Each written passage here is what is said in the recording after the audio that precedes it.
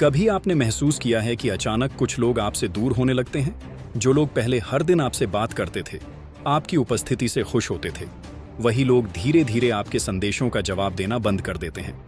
आप सोचने लगते हैं, क्या मुझसे कोई गलती हो गई? क्या मैंने किसी को दुख पहुंचाया, या फिर मेरी किस्मत ही खराब है? लेकिन चाणक्य नीति कहती है, जीवन में होने वाली हर दूरी, हर बदलाव के पीछे एक गहरा कारण छिपा होता है।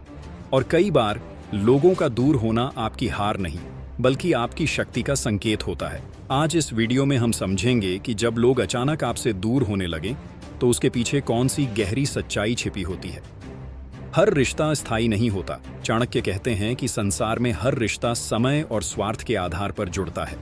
जब तक लोगों को आपसे खुशी, लाभ या मनोरंजन मिलता है, तब तक वे आपके आसपास रहते हैं। लेकिन जैसे ही आप बदलने लगते हैं, अपनी सोच को ऊंचा करने लगते हैं, अपनी ऊर्जा को बचाने लगते हैं, तो वही लोग धीरे धीरे आपसे दूरी बनाने लगते हैं। यह दूरी इसीलिए नहीं बनती कि आप गलत हो, बल्कि इसलिए बनती है कि आप पहले जैसे नहीं रहे। आत्मिक विकास का संकेत कई महान विचारकों ने कहा है कि जब इंसान अपने जीवन में आत्मिक विकास की ओर बढ़ता है, तो उसकी ऊर्जा बदलने लगती है। आप पहले जैसे लोगों के साथ वैसा जुड़ाव महसूस नहीं करते, और जो लोग केवल गपशप, शिकायत और नकारात्मकता में जीते हैं, उन्हें आपकी नई ऊर्जा असहज लगने लगती है। इसलिए वे धीरे धीरे दूर हो जाते हैं। यह प्रकृति का तरीका है आपको सही लोगों के करीब लाने का। चाणक्य की सबसे बड़ी सीख, चाणक्य कहते हैं, समय आने पर वृक्ष भी पुराने पत्तों को छोड़ देता है ताकि नए पत्ते जन्म ले सकें। ठीक इसी तरह जीवन भी कभी कभी कुछ लोगों को आपसे दूर कर देता है, ताकि आपकी जिंदगी में नए अवसर, नए विचार और सही लोग प्रवेश कर सकें। अगर पुराने लोग हमेशा बने रहें, तो नई संभावनाओं के लिए जगह ही नहीं बचेगी। इसे अपमान नहीं, अवसर समझें। जब लोग दूर हों तो दुखी होने के बजाय एक सवाल खुद से पूछिए, क्या मैं पहले से ज्यादा समझदार हो गया हूं? क्या मैं पहले से ज्यादा शांत और जागरूक हो गया हूं? अगर जवाब हाँ है, तो समझ लीजिए कि यह दूरी आपके विकास की कीमत है। क्योंकि जो इंसान ऊपर उठता है, उसका रास्ता हमेशा अकेला होता है। इसलिए अगर आज आपके जीवन में कुछ लोग अचानक दूर हो गए हैं, तो इसे दुर्भाग्य मत समझिए। हो सकता है जीवन आपको उस दिशा में ले जा रहा हो जहां आपकी असली शक्ति छिपी है। क्योंकि चाणक्य कहते हैं, जब मनुष्य अपने वास्तविक मार्ग पर चलना शुरू करता है, तो भीड़ अपने आप उससे दूर होने लगती है। अगर आपको यह विचार गहरा लगा हो, तो वीडियो को लाइक करें, शेयर करें और कमेंट में जरूर लिखें। सच्ची सफलता के लिए कभी कभी अकेलापन भी जरूरी है। क्योंकि जब चेतना का स्तर बदलता है, तो पुराने संबंध स्वाभाविक रूप से ढीले पड़ने लगते हैं। जैसे जब वृक्ष बड़ा होता है तो उसकी पुरानी छाल स्वयं गिर जाती है, वैसे ही जब भीतर चेतना ऊंची होने लगती है, तो वे लोग जो केवल आपकी पुरानी पहचान से जुड़े थे, धीरे धीरे दूर हो जाते हैं। यह इसीलिए नहीं कि आप कम हो गए, बल्कि इसलिए कि आप बदल रहे हैं, और परिवर्तन हर किसी को स्वीकार्य नहीं होता। कई बार लोग इसलिए दूर होते हैं क्योंकि आपकी उपस्थिति अब उन्हें उनके भीतर की असत्यता दिखाने लगती है। आपकी शांति उनकी अशांति को उजागर कर देती है। आपकी चुप्पी उनके शोर को असहज बना देती है, और तब अहंकार रक्षा में दूरी बना लेता है। योगानंद समझाते हैं कि जीवन में अकेलापन तब आता है जब आत्मा बाहरी सहारे छोड़कर भीतर की शक्ति से जुड़ने के लिए तैयार होती है। यह वह चरण है जहां ईश्वर स्वयं व्यक्ति को भीड़ से हटाकर एकांत में बुलाता है, ताकि वह अपनी वास्तविक दिशा पहचान सके। यदि इस समय आप लोगों को पकड़ने का प्रयास करते हैं, उन्हें मनाने लगते हैं या स्वयं को दोष देने लगते हैं, तो आप इस दिव्य प्रक्रिया में बाधा डालते हैं। क्योंकि जो जा रहा है वह आपका नहीं था, और जो आपका है वह कभी जाएगा नहीं। इस चरण में सबसे आवश्यक है स्वीकार, मौन और आत्मनिरीक्षण। क्योंकि यही वह समय है जब ब्रह्मांड आपको सिखा रहा होता है कि आपका मूल्य दूसरों की उपस्थिति से नहीं, आपकी चेतना की गहराई से तय होता है। जो लोग इस चरण को समझ लेते हैं, वे टूटते नहीं, बल्कि भीतर से मजबूत हो जाते हैं।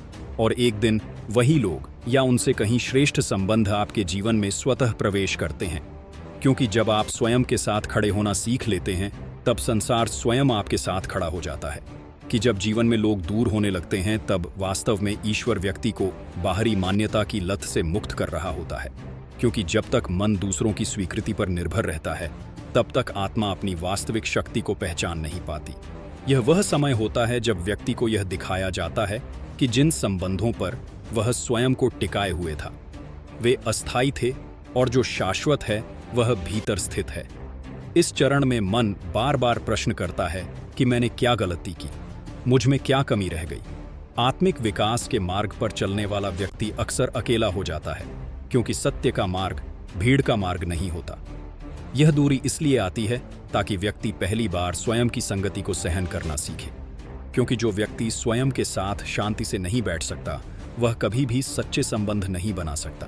जब आप इस एकांत में स्वयं को सुधारने, शांत करने और भीतर उतरने लगते हैं, तब आपको धीरे धीरे यह अनुभूति होने लगती है कि जो लोग गए वे आपको थका रहे थे, आपकी ऊर्जा खींच रहे थे और आपको आपकी वास्तविक दिशा से भटका रहे थे। इसीलिए ईश्वर कभी कभी प्रेम के रूप में नहीं बल्कि दूरी के रूप में कार्य करता है। यदि इस समय आप शिकायत छोड़कर स्वीकार सीख लेते हैं तो यही अकेलापन साधना बन जाता है और यही साधना आने वाले जीवन की नींव रखती है, क्योंकि इसके बाद जो भी व्यक्ति आपके जीवन में प्रवेश करता है वह आवश्यकता नहीं बल्कि चयन होता है। और यहीं से जीवन की गुणवत्ता बदलनी शुरू होती है कि जब जीवन आपको लोगों से खाली कर देता है तब वह आपको स्वयं से भरने की तैयारी कर रहा होता है, क्योंकि वास्तविक परिवर्तन बाहरी परिस्थितियों से नहीं बल्कि आंतरिक दृष्टि के जागरण से आता है। इस चरण में व्यक्ति को यह अभ्यास करना चाहिए कि वह अपने एकांत को शत्रु ना माने बल्कि उसे गुरु की तरह स्वीकार करे, क्योंकि यही वह समय है जब आत्मा बिना शोर के बोलती है।